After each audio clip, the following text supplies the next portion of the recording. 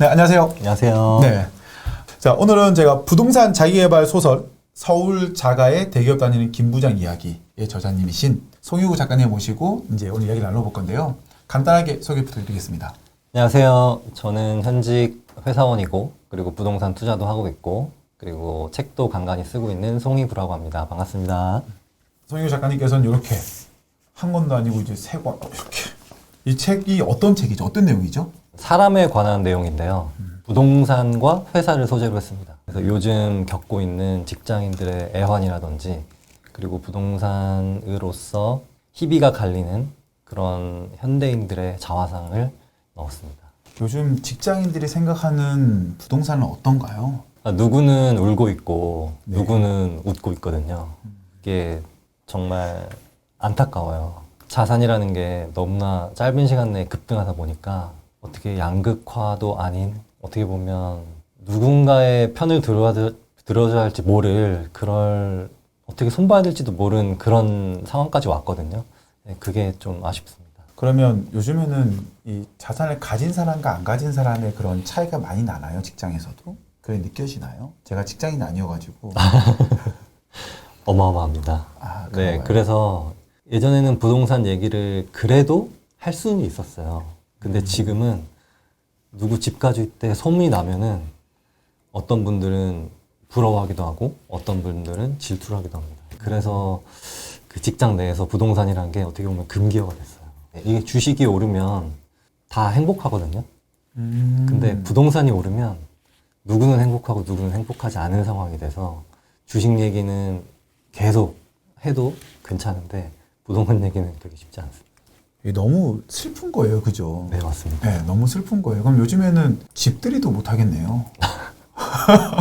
네, 집들이 한다고 잘못 얘기하면은 뭐 자랑한다, 뭐 허세 부린다 이런 말이 나올 수도 있죠. 거의 뭐 직장 동료하고는 뭐 집들이라는 개념이 거의 없어졌습니다. 집이 없으신 분들한테는 너무 상대적 박탈감이 크기 때문에 그거를 괜히 잘못했다가는 괜히 부부싸움이 일어날 수도 있고 아니면 또 회사 내에서 어떤 안 좋은 분란이 일어날 수 있기 때문에 네, 안 하고 있는 추세입니다. 근데 오늘 이제 주제가 보면은 이제 미래에 벌어질 주거 형태라는 주제거든요, 제가 오늘. 저는 개인적으로 굉장히 심오하기도 하고 굉장히 재미난 주제이기도 해요. 미래에 벌어질 주거 형태는 어떤 형태가 될까요? 일단 저는 세 가지로 봤거든요.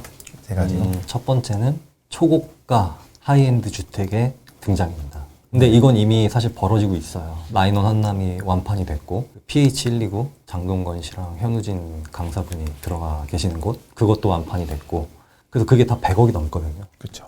네, 그런데 그게 완판된 거 보면 현재 돈 있는 사람들이 너무나 많은데 그 돈 있는 사람들은 대부분 프라이버시를 원하고 남과는 좀 다른 걸 원합니다. 근데 그분들이 지금 현재 가장 비싸던 아크리고 파크를 들어가기에는 성이 안 차요. 왜냐? 남과 그냥 비슷한 것 같거든요.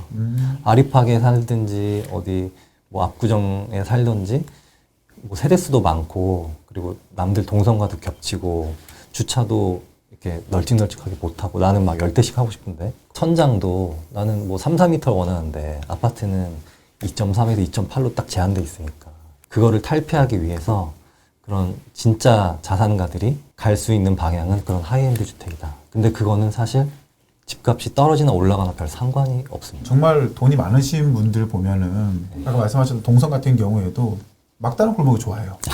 그분들을 보면은 왜냐면은 막다른 골목이라 그러면 나밖에 안 가거든요. 아, 네. 나밖에 안 가니까는 자동차를 타고 갈 때도 나밖에 안 가는 공간으로 가고 싶은 것이고 네. 집에 올라갈 때에도 네. 나만의 엘리베이터를 갖고 싶은 것이고 이 공간은 아무런 터치받지 않는 공간을 네. 원한다고 하는 거고 네. 그런 주택은 이미 이제 150억, 200억 넘어가긴 하더라고요. 네, 맞습니다. 예전에 우리 부모님 세대나 그 전 세대 그 회장님들은 성북동이나 평창동에 있는 대저택을 하셨어요. 네. 근데 그거의 단점이 뭐냐면 관리가 힘들고 노후도가 굉장히 빠릅니다. 그리고 교통이 불편하고 뭔가 인프라랑 좀 멀리 떨어져 있어요. 근데 지금 현재 그런 하이엔드 주택을 원하는 부자들은 병원도 가까웠으면 좋겠고 백화점도 가까웠으면 좋겠고 그럼 다 가까웠으면 좋겠는 거예요. 그리고 이렇게 눈이 와도 그 내 슈퍼카들이 눈 안 맞고 뭐 내가 풀 관리 안 해도 되고 뭐 그런 편리함을 원하기 때문에 그 자산가들이 성북동이나 평창동 같은 그런 언덕의 대저택이 아닌 강남이나 그 이촌동이라든지 한남동이라든지 그런 하이엔드 주택으로 쏠림 현상이 벌어질 것 같습니다. 지금 나인원 한남 같은 경우에도 연예인분들이 굉장히 많이 들어가셨어요. 나인원 한남 규칙 중에 하나가 여기 안에서 뭐 촬영 드라마 못 찍는다 막 이런 걸 내걸었다고 하더라고요. 그 뜻은 완전 프라이버시를 지키겠다. 비싼 오피스텔들이 계속 지어지고 있어요. 근데 이거는 어떻게 보면은 주택 가격이 상승하면서 벌어지는 효과 중에 하나인데, 예전에는 오피스텔을 많이 쪼개서 많이 분양하려고 했었는데 요즘은 컨셉이 달라졌습니다. 오피스텔 올릴 때 세대수를 그렇게 많이 넣질 않아요. 그러면서 굉장히 비싸게 분양합니다. 그 뜻은 그 수요가 있기 때문에 그걸 받아들이기 위해서 그렇게 하는 거거든요. 이제 거기 있으면 이제 모든 게 다 있는 거잖아요. 네. 밥도 주고 네. 밑에 가서 테니스도 하고 네. 다 할 수 있는 그 공간이 있는 곳. 네, 맞습니다. 그리고 이제 하이엔드 말씀해 주셨잖아요. 네. 그럼 두 번째는 뭐죠? 두 번째는 초소형 아파트의 재등장입니다. 초소형 평수. 평수의 네. 아파트의 재등장? 네. 이게 지금은 아파트 분양하는 거 보면은 59제곱미터, 84제곱미터, 이게 거의 한 80~90%예요. 네. 근데 59제곱미터도 요즘 방이 3개고 화장실이 2개거든요. 근데 나는 이런 구조 필요 없고 이렇게 큰 거 필요 없고 한 15평 정도만 있었으면 좋겠어 라는 사람들이 늘어나고 있어요. 근데 그게 없기 때문에 지금 오피스텔로 가는 겁니다. 만약에 오피스텔이 스튜디오 형식으로 해가지고 방이랑 거실하고 같이 쓰고 있는 구조고, 아니면은 원베드룸 해가지고 방 하나에 거실 하나 이렇게 딱 있는 구조가 많거든요. 그게 아파트에 들어오게 되면은 굉장히 인기가 많을 거예요. 왜냐하면은 지금 젊은 층들은 오피스텔은 이제 투자처로서는 약간 좀 떨어진다 이런 생각도 많고, 빌라를 사기도 이건 황금성이 너무 안 좋다 이런 생각이 많기 때문에, 만약에 오피스텔 같은 상품이 그런 구조가 아파트 대단지에서 뭐 한 20%만 차지한다 하더라도 나는 이것을 충분히 구매할 의향이 있다. 근데 이게 왜 등장하게 되냐면, 건설사가 돈을 못 벌면은 분양을 안 하거든요. 건설사도 이게 돈이 된다고 아마 생각을 할 거예요. 이유 중에 하나가 50평짜리를 4개로 쪼개서 그렇게 만들면은 50평짜리 하나보다 10몇 평짜리 4개를 받는 게 더 이득일 수 있습니다.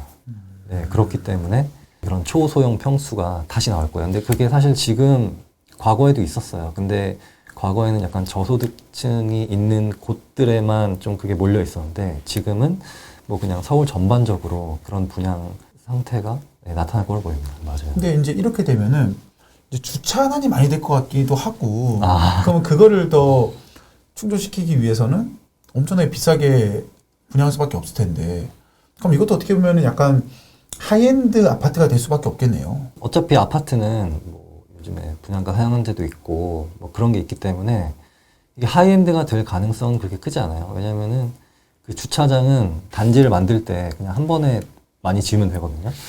근데 이게 만약에 빌라라든지 어떤 평수가 좁은 오피스텔에는 주차난이 생길 수 있는데, 어떤 대형 아파트에서는 1대 1.5, 1대 1.2 이 정도로 그 건설사에서 하기 때문에 이게 분양가에 어느 정도 반영이 된다 하더라도 그렇게 큰 상승은 없을 걸로 보입니다. 네. 그렇죠. 1인 가구도 많아졌고 좀 더 스마트해졌어요. 그 오피스텔에 나는 살지 않겠다. 나는 작더라도 아파트로 들어가겠다. 황금성이 더 좋으니까. 혹시나 내가 결혼하더라도 신혼부부 때 잠깐 여기서 모여 살다가 옆동이라든지 어떻게든 이사를 가겠다. 이런 층들이 훨씬 늘어날 것 같습니다. 제 친구들도 결혼 안 한 친구들이 되게 많긴 하거든요. 네. 예, 그들이 이제 찾을 수 있는 공간, 그들이 서울에 살고 싶어. 근데 서울에 있는 아파트가 10억, 20억 너무 비싸. 네. 난 그리고 그 정도 큰 것도 필요 없어. 네. 난 그보다 작은 평수에 좀 더 저렴한 가격에 살고 싶어. 그러면 그 타겟을 위한 게 바로 이런 거란 것이죠. 네, 맞습니다. 근데 이게 분명히 건설사에서도 이득이 될 거예요. 어떻게 보면은 그런 거죠. 지금의 세대들이 돈을 모아서 살 수 있는 평형대에, 그러니까 내가 소유하고 있을 수 있는, 내가 감당할 수 있는 집이 있었으면 좋겠어라는 게 네. 포인트가 되겠네요. 네네. 지금 만약에 59제곱미터랑 84제곱미터만 계속 만들어내고 분양한다면 그건 젊은 세대들의 희망을 저버리는 거고 계층 사다리를 걷어버리는 거예요.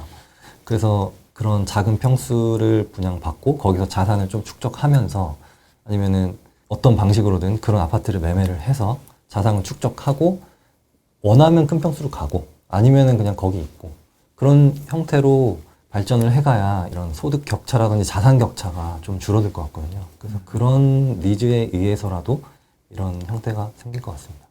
그럼 세 번째는 뭔가요? 펜트하우스의 보편화라고 해야 될까요? 지금은 펜트하우스가 있는 단지가 별로 없어요. 펜트하우스라고 해봐야 그냥 옆집을 그냥 하나로 묶은 것 그거밖에 안 되거든요. 그거는 펜트하우스가 아니고 그냥 집을 그냥 합친 것 그건데 용산에 어디나 송도에 어디나 그런 펜트하우스가 되게 잘 되어 있는 곳들이 있어요. 근데 그게 일반 아파트에도 계속 적용될 것 같아요. 모든 꼭대기층은 펜트하우스가 될 것이다. 그렇게 되면은 그 펜트하우스는 굉장히 비싸게 분양하는 거예요. 진짜 말도 안 되게 비싸게 분양한다면 뭐 엘리베이터가 따로 있다거나 아니면은 주차 공간이 뭐 별도로 있다거나 뭐 그런 혜택을 주면서라도 비싸게 분양할 건데 그 이유 중에 하나는 이것도 하이엔드 주거와 약간 맞물리는데 나는 그래도 그 대단지 아파트에서 차도 안 다니고 그리고 놀이터도 많이 이용하고 그러고 싶은 자녀가 있기 때문에 그런 수요를 충족하기 위한 어떤 자산가들 그 사람들의 또 필요가 바로 그런 펜트하우스입니다. 네, 근데 펜트하우스가 예전에 광교 중흥 S클래스 분양할 때 펜트하우스가 그때 16억인가 그랬어요. 한 3배 정도 올랐거든요. 근데 그 펜트하우스가 되게 희소해요. 지금 현재. 희소하기 때문에 이런 펜트하우스를 계속 공급한다면 건설사뿐만 아니라 소비자 입장에서도 어떤 라이프 스타일이나 아니면 내가 원하는, 내가 가지고 싶은 그런 주거와 맞물릴 것 같아요. 누구는 단독주택에 살고 싶어 하는 이유가 있는데 그 이유는 정원이 있잖아요. 네. 그리고 층고도 높고 근데 아파트는 그게 없잖아요. 근데 펜트하우스는 그게 가능합니다. 뭐 바베큐도 해먹을 수 있고 뭐 그런 장단점이 있기 때문에 단독주택에서 뭔가 하늘을 이렇게 다 누리고 싶고 그리고 뭔가 바베큐도 해보고 싶고 캠핑도 해보고 싶고 이런 니즈를 충족하려면은 그런 펜트하우스밖에 없어요 현재로서는. 그래서 펜트하우스가 좀 더 보편화될 것 같습니다. 만약에 그러면 아까 전에 초고가 하이엔드 같은 경우에 그러니까 100억짜리 넘어가는 거 네. 그러면 그런 것들은 우리가 어떤 곳에다가 분양을 하면 좋을까요? 저는 그런 고민을 해본 적이 있었거든요. 꼭 한강변이 보여야 되나? 한강변이 보인다 그러면 몇 개 없잖아 이제는. 네. 전 한강뷰 안 보여도 좋은 것 같아요. 나인원 한남이 잘 될 수 있었던 이유 중에 하나가 프라이버시라는 어떤 약간 섬 같은 느낌이 있었어요. 그래서 예를 들면 지금 이촌동에 그러니까 신동 아파트가 있는데 그게 만약에 재건축되면 저는 엄청난 효과를 불러올 거라고 봐요. 왜냐면은 신동 아파트가 지금 섬처럼 고립돼 있거든요. 근데 그게 사람들이 원하는 조건 중에 하나예요. 예를 들면은 평창동에 이렇게 지하철 깐다고 했을 때 평창동 사람들이 반대를 했어요. 왜냐? 우리는 프라이버시 원한다. 이렇게 복잡한 거 싫다. 그냥 내 차가 편하게 갈 수 있는 곳을 더 좋아하거든요. 그래서 하이엔드 주거 형태가 들어설 곳들은 내가 어디 살아 했을 때 아 거기 살아 이렇게 딱 말이 나올 정도. 예를 들면 청담동이라든지 삼성동이라든지 뭐 그런 딱 들었을 때 좋은 동네 있잖아요. 그런 동네에는 그게 들어서도 충분히 저는 수요가 있을 거라고 봐요. 좋은 동네가 더 좋아질 수밖에 없겠네요. 강남이 강남할 수밖에 없는 거고 네. 청담동이 청담동할 수밖에 없는 시대가 더 올 수밖에 없는 거네요. 네네. 저는 시그니엘 그것도 그 창문이 없어서 이게 과연 누가 살까 했는데 다 팔렸더라고요. 나 시그니엘 사라 하면은 뭐 거의 게임 끝이거든요. 그래서 내가 이거를 누구한테 명함을 내밀 수 있는 그런 브랜드나 입지라면 충분히 괜찮다고 봅니다.